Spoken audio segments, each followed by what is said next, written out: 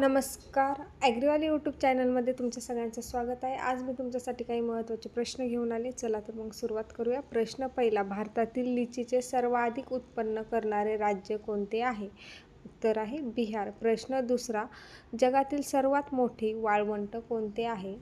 तर उत्तर आहे सहारा, आफ्रिकामध्ये आहे. प्रश्न तिसरा, नॅशनल केमिकल लॅबोरेटरी कोठे आहे? तर उत्तर आहे त्याचं पुणे. प्रश्न चौथा, भारद्वाज हे कोणाचे टोपणनाव आहे? तर याचं उत्तर आहे शिवराम एकनाथ भारदे.